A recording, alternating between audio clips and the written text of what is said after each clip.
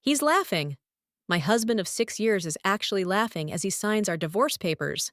Like this is just another deal he's closing. He thinks I'm walking out of here with some throwaway settlement and a broken heart. He has no idea I've been building a financial empire in secret, using the same skills he's been mocking for years. The judge is about to read my financial statement, and I am counting down to the moment his smile dies. Before she does, I want you to weigh in. If you found out your partner was cheating and thought you were helpless, would you walk away quietly or play the long game and let the truth nuke their ego in public? Tell me in the comments what you would do, and stick around to hear exactly how this blew up in his face. I didn't grow up with money.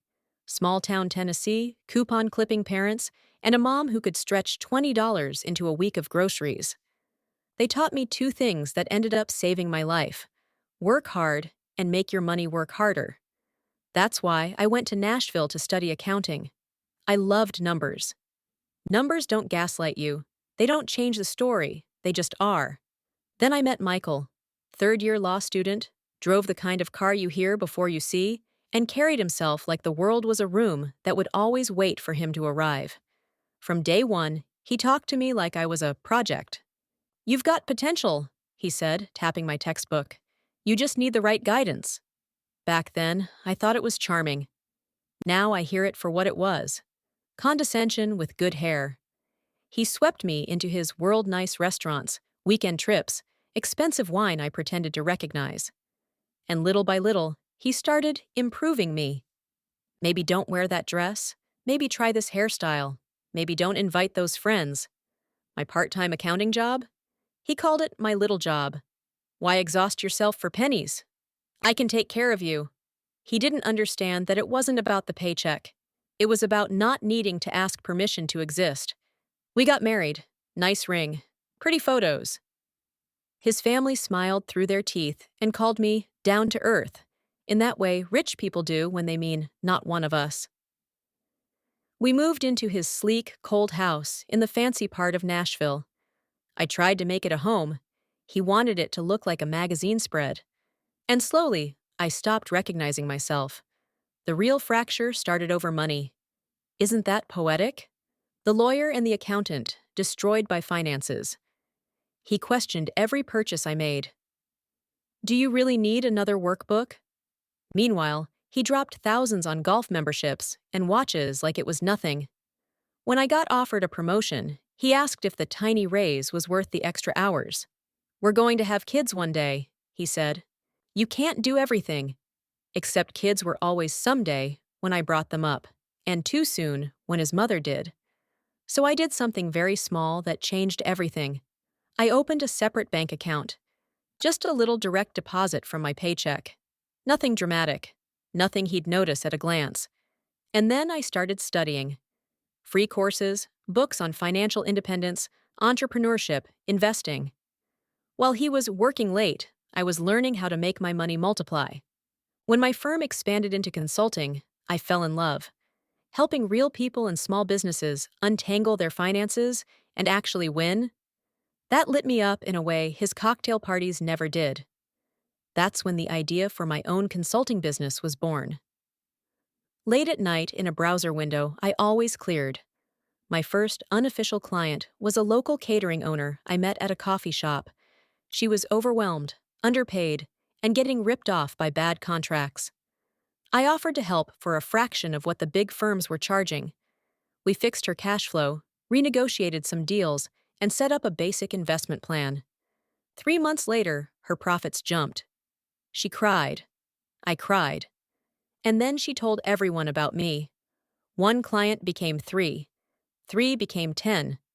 I registered a business quietly, built a simple website, and worked from a study space Michael assumed was for my little courses.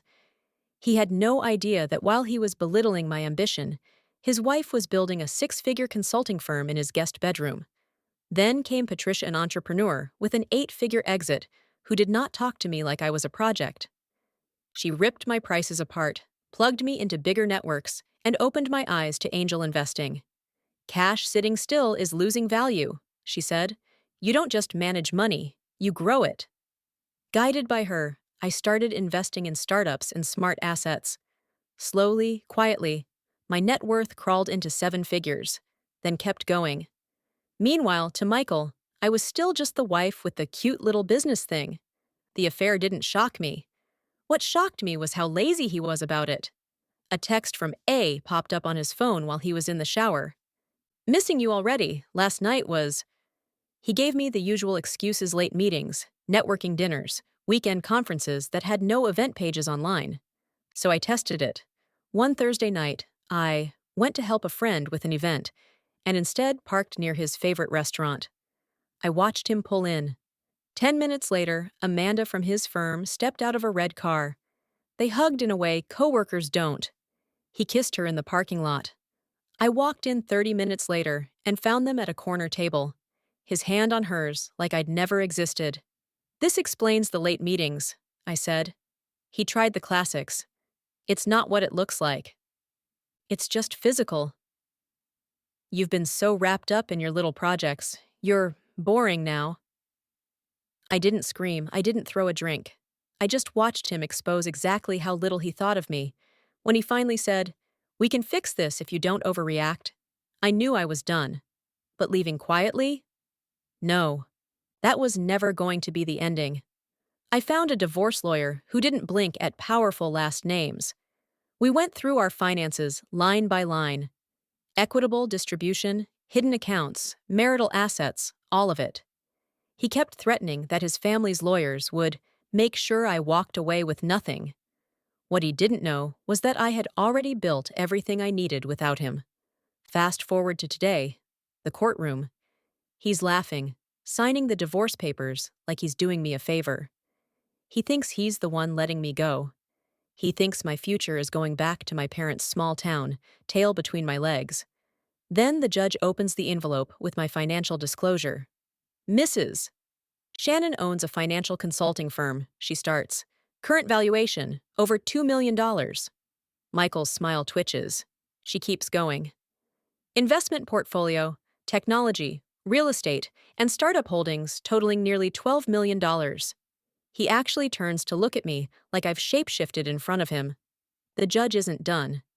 Additional properties owned personally by Mrs. Shannon, bringing her total disclosed assets to just over $15 million. You could hear a pin drop. My little job had turned into an empire, and this was the first time he'd ever bothered to see it. His lawyer scrambles, tries to argue that he deserves a share because it was built during the marriage. That's when my lawyer brings up the prenup written by his family's attorneys, meant to protect him. The clause basically says, any business created by one spouse, using no capital from the other, remains separate property. He thought he'd be the only one needing that protection. The judge rules, my company is mine, my investments are mine, my properties are mine.